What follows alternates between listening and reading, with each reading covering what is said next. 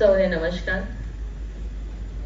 જેમ પ્રવીણભાઈ વાત કરી કે બંને એવી સંસ્થાઓ છે કે જેને ગુજરાતને ગૌરવ અપાવવાનું કામ કર્યું છે, એ બંને સંસ્થાએ અનુબંધને પણ ગૌરવ આપવાનું આજે બહુ મોટું કામ કર્યું છે, જેનો અમને ખૂબ આનંદ છે.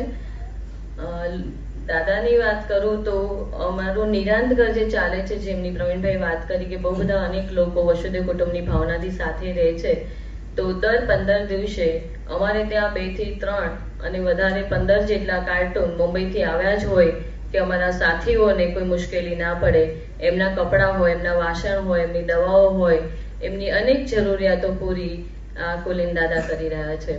એટલે આવા અનેક લોકો અમારી સંસ્થા સાથે જોડાયા છે. ભરતભાઈએ થોડા સમય પહેલા અનુબંધ વિશે લેખ લખી અને સમાજમાં અમને એક તક આપી છે કે લોકો અમને ઓળખે, અને અમે લોકો ઘણા લોકોને ઓળખતા થયા છીએ.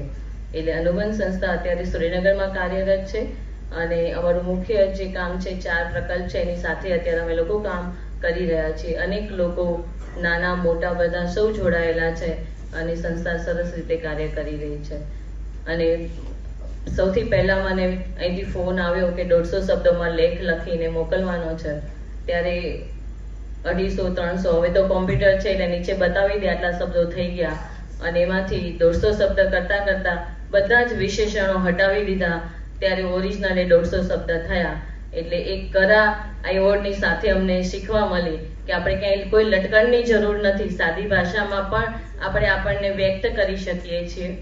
અને એ લખ્યા પછી પણ પ્રવીણભાઈએ ફોન કરવો પડ્યો, 4-5 ફોન કર્યા. ગઈકાલે મારી દાદી બીમાર, એટલે અમે એની વ્યવસ્થાઓમાં હતા, અને અંતે વાત થઈ અને એમણે કહ્યું કે તે જે લખ્યું છે ને બહુ અધૂરું છે, તારી સંસ્થા વિશે કામ મોટું છે પણ તું લખી નથી શકી. અને પછી એમણે મને કહ્યું, મેં કીધું 150 શબ્દમાં હું કેટલું લખું? તો એમણે કહ્યું કે હું આનાથી વિશેષ તને લખી બતાવું.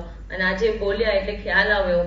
એટલે એક એવોર્ડની સાથે અનેક આપણી શીખવાની પ્રક્રિયાઓ ચાલતી હોય છે, અને આ એવોર્ડથી અમારો અહમ મોટો ના થાય એની અમે સંપૂર્ણ કાળજી રાખીશું. અને આ એવોર્ડ એટલા માટે છે કે સમાજમાં અમારી જવાબદારીઓ વધી છે, અને વધારે જાગૃત અવસ્થાએ અમારે કામ કરવાનું છે. એ સંપૂર્ણ સભાન અવસ્થાએ અમે આગળના કામ કરીએ એવા સૌ આશીર્વાદ આપો. એ જ અનુબંધ ટ્રસ્ટ વતી આપ સૌનો ખૂબ ખૂબ આભાર.